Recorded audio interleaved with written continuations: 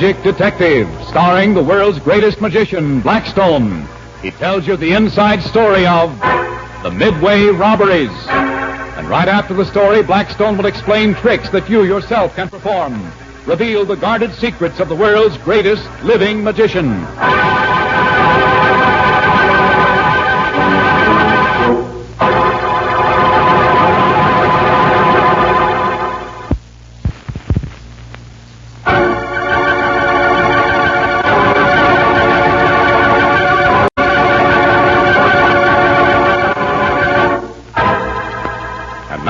Stand by for Blackstone, Magic Detective.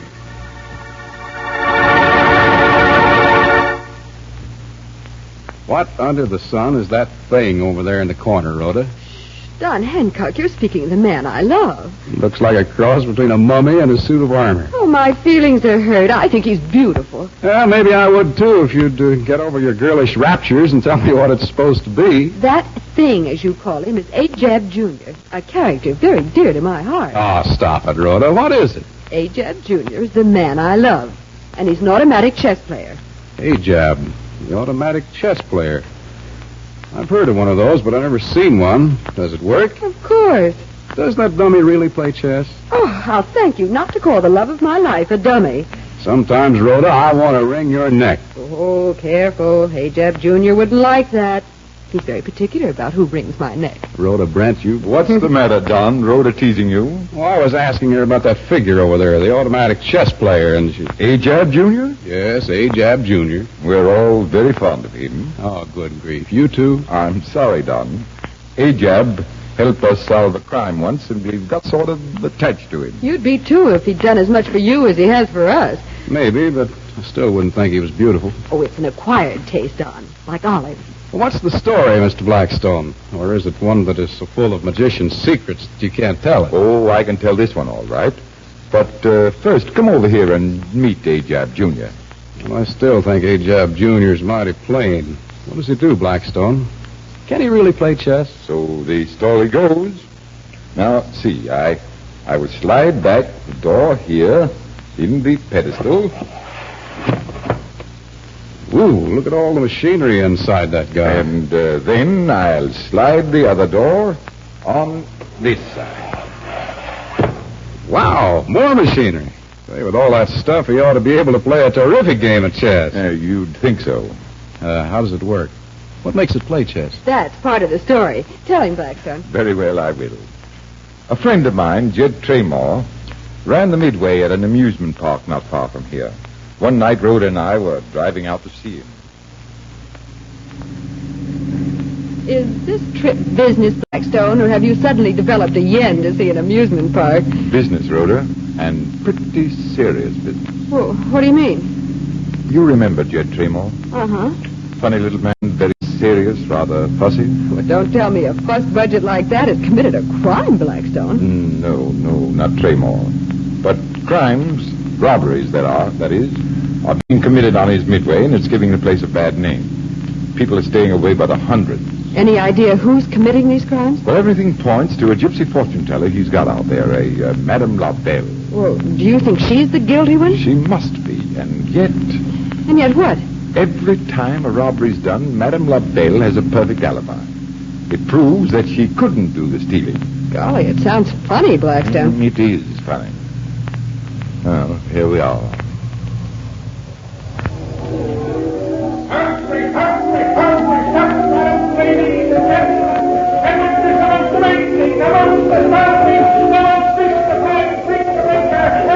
Oh, Blackstone. Oh, Tremor. Oh, I'm so glad you're here. Oh, things have been simply dreadful. I'm afraid I'll have to go out of business unless something can be done. Oh, dear me, I don't know what to do at all. Now, easy there, Tremor. Take it easy. Come on, Rhoda, let's go inside. I thought he wasn't going to stop talking long enough to let us get out of the car. Oh, dear me. I should have been more thoughtful. Yes, indeed, I should. But my own troubles, you know. Of course, that's no excuse. Well, come with me, Blackstone, and we'll go inside, shall we?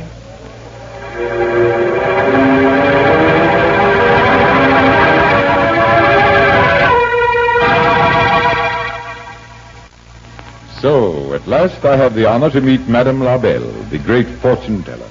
Thank you so very much. It is privileged to meet world-famous Blackstone. Thank you. And a lovely lady. Oh, how do you do? Let me read your palm, little lady. Ah, I can see great things for you. Great adventures. Love. No, thanks. Give me back my hand. Some other time, perhaps, but right now... Right now, you come to investigate the so unfortunate robberies. Is it not so? What can you tell us about them, Madame LaBelle? Nothing. Nothing at all. It so happens that every time one of these regrettable robberies has occurred, I have been elsewhere. Talking to Tremor, perhaps, or to one of the other people here on the Midway. Tremor tells me that each of the robberies has occurred to someone whose fortune you've just read. Is that correct? That is correct. They're not coincidences, is it not? Very. Did you foretell disaster in any of the palms you saw? Sometimes yes, sometimes no. What's that? Oh, my bracelet! My diamond bracelet! It's gone! It's gone! Quick, this way. The scream is coming from over near the exit. Oh, I was standing here, right here, and suddenly my bracelet was gone. I beg your pardon, madam, but I may be able to help you. The police. I want the police. My diamond bracelet. Now, try to be a little calmer, madam, and tell Mr. Blackstone just what happened. Yeah, well, I was standing here, right here with this automaton, and all of a sudden, just like that, my bracelet gone. Sure it didn't slip off your wrist? Oh, dear, oh, dear, oh, dear. Oh, another robbery. I can't stand any more of this. My nerves are... Oh, dear, You see, Mr. Blackstone, always I have an alibi, just like this one. Too bad, is it not? It is always the custom, I believe, to suspect gypsy fortune teller. Looks like this time one fortune teller is in the clear, doesn't it, Blackstone? Yes, of course. You're not even listening. Are you not going to try and help me retrieve my bracelet? After all, I should think you could do better than simply turn and stare at that automaton. This is an automatic chess player, isn't it, Tremor? Yes, that automaton is one of the most popular acts on the whole Midway. I see. Where's the man who runs it? Oh, well, that's one of the most fortunate things about the chess player. It runs itself. No labor problems. All I have to do is move it round from place to place and set up the chessboard. I wind it, of course, from time to time, but that's all. I've always been intensely interested in these, Tremor. Intensely interested. This is an outrage. My diamond bracelet is gone, and no one pays the slightest bit of attention. I'm going for the police. There's no need for you to rush for the police, madam. My assistant, Miss Brent, will be glad to go for you. But Blackstone... I hoped you'd be able to keep the police out of here, Blackstone. I hope that you, my friend, would be able to help me. I suppose, Blackstone, that while I'm kiting off after the police, you're going to be sitting here playing a game of chess. This is a very peculiar way of acting, Mr. Blackstone. I am going to play a game of chess while Rhoda goes for the police. But you can't do that. My business, our friendship. You just can't play chess, Mr. Blackstone. You can't. Oh, but I can, and I will. You know, Tremor, nothing like a game of chess to settle the nerves. Wind up your automatic chess player, Tremor. I am ready to play.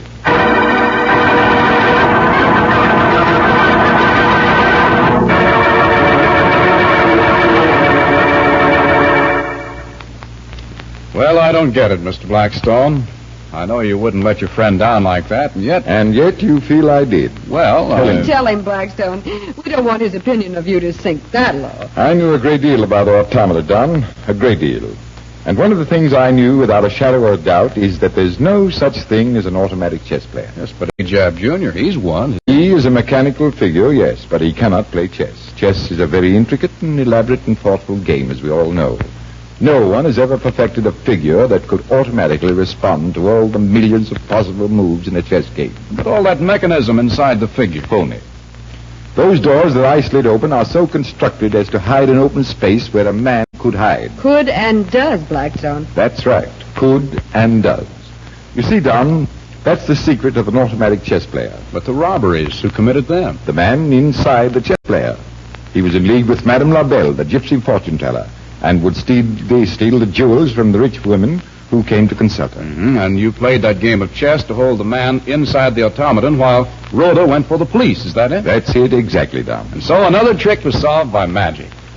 Well, what kind of a gag are you going to pull on us now, Blackstone? A handkerchief trick ought to be appropriate, shouldn't it? That could be taken two ways, Don. Well, we'll see about that. I'll have to borrow a match from someone. Oh, that ought to be easy enough. Here you are. No, I mean an ordinary kitchen match made of wood. Oh, will this do? Oh, yes, that's fine. What's Thanks. that? I'm going to wrap this match up in a handkerchief, let one of you break it, and when I open the handkerchief, the match will be whole again. As good as new. Oh, that's impossible. On the contrary. Now, just you watch. Here's my own handkerchief, I'll shake it out so you can see there's nothing concealed inside of it. It's good enough for me. Now, Rhoda, place the match in the center of the handkerchief. Fold it over several times so you'll be sure that it can't fall out. All right. How's that? That's fine. Now you're sure that the match is there. Now, may I have it, please? Here you are. You can feel the matchstick through the folds of the handkerchief, can't you? Here, try it yourself. Yeah, I can feel it. Now, break the match in half while I hold the rest of the handkerchief. Break it? That's right. All right, Don. I'll give you the handkerchief. Shake it loose, and you'll find your match just as good as new. There it is, all in one piece. How in the world did you ever do it? I'll be right back to tell you in a moment.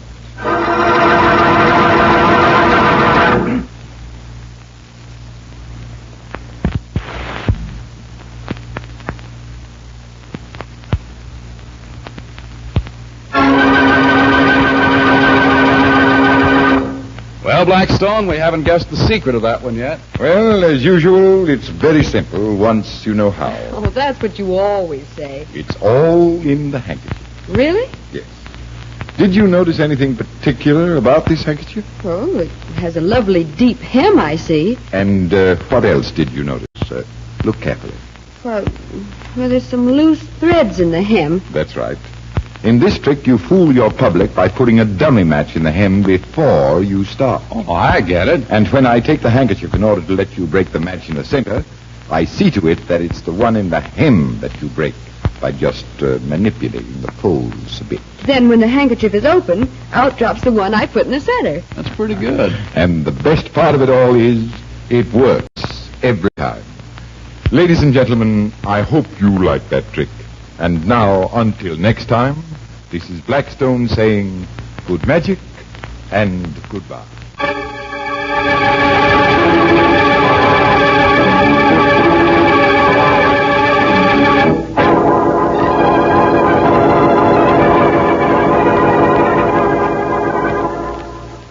Be with us next time when the world's greatest living magician, Blackstone, tells us the story of the Frozen Lady and explains more tricks that you yourself can perform. Listen in again to Blackstone, the world's greatest living magician.